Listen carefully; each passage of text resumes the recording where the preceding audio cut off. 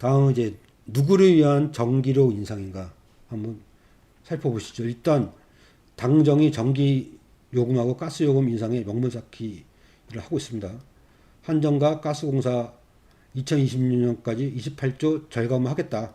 작은 노력을 이렇게 얘 둘이 한다고 하니 이렇게 여론을 이제 살피는 거예요. 이러면서 28조까지 줄인다고 한다. 그러니까 올려야 되겠다. 난방비 위은 냉방비 폭탄이 우려되고 있다는 거죠. 내년 4월에 총선 있잖아요.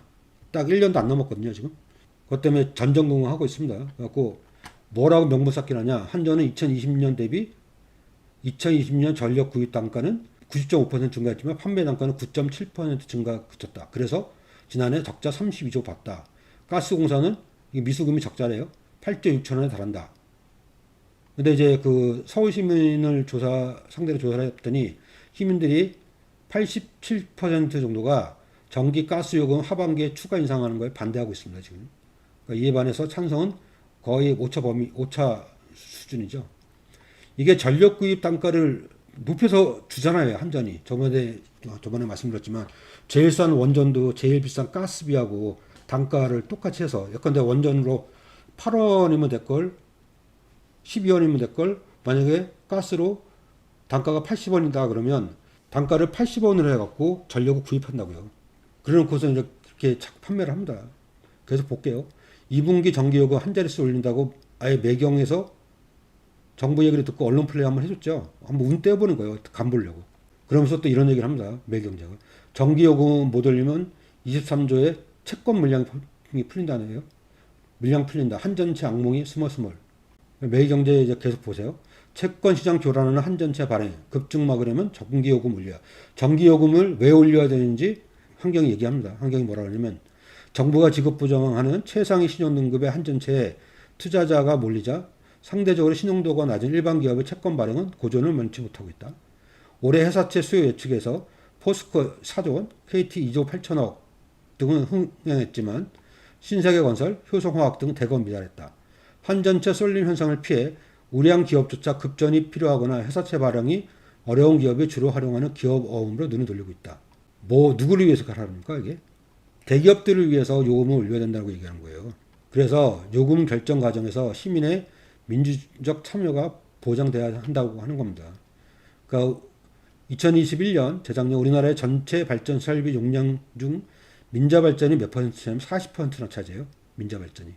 2020년에는 28.5%밖에 안 됐었거든요. 아니구나. 발전량 비중도 28.5%로 급증했다. 근데 3대 민자 기업이 이제 SK, GS, 포스코거든요. 여기 영업이익이 2022년 3분기까지 영업이익이 2조 2천억으로 1년 전에 3배가 증가했다고 합니다.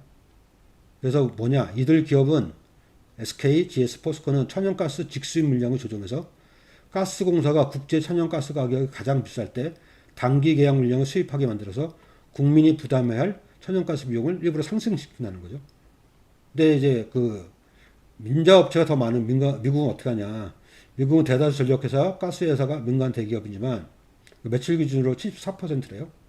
근데 미국의 경우에는 완전한 정보 공개와 공공요금 결정 과정에 누구나 완전한 권리를 가지고 참여할 수 있는 절차가 보장되어 있는데 우리는 그런 게 보장이 안 됐다는 거죠. 그러니까 이런 그 시민들이 참여할 수 있는, 소비자들이 참여할 수 있는 그 권리가 보장이 돼야 되겠습니다. 전기료 안 올려도 되거든요. 구입 단가를 낮추면 돼요. 아까 구입 단가 나왔었죠? 구입 단가를 이거 거의 10분의 1로 줄일 수 있어요. S&P 그 단가 산정 방식만 바꾸면. 근데 그걸 안 하고 있는 겁니다. 그리고 요금을 올려서 기업들의 도움을 줘야 된다 얘기하고 있죠. 대기업들의.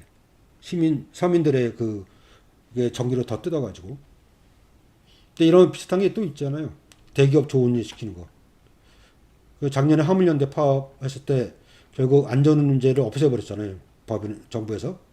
그러니까 표준운임제가 있고 안전운임제가 있는데 지금 현재는 표준운임제입니다. 이게 이제 국민의힘하고 정부에서 이렇게 하고 있는 거죠. 어떻게 되냐. 화주와 운송사 사이에 운임이 자율이고 운송사하고 화물차주는 운임이 이제 강제된다는 거죠. 근데 여기는 안전운임제는 다 강제가 되기 때문에 어느 정도 운임이 정해져 있다는 거죠. 근데 이거는 그렇지 않다는 거죠. 그러면 그랬더니 어떻게 되냐.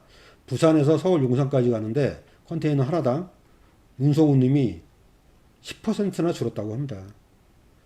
기름값은 많이 오르고 있잖아요, 지금. 다시. 그러니까 이제 그 화물 노동자들이 되게 힘든 거죠. 그래서 화물차 중에 한 분이 앞으로도 뒤로도 버는 게 없고 다 까지는 것밖에 없는 거예요.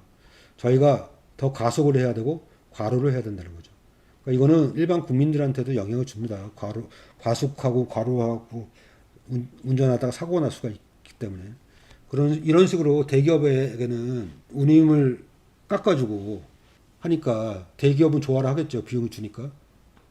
그 노동자 같은 경우에는 운임이 줄고 안 그래도 한 달에 200만 원 정도밖에 못 번다고 하는데 그마저도 더 줄게 생겼습니다. 그 없는 놈 거 빼다가 있는 놈 더 주려고 하는 게 지금의 정부입니다.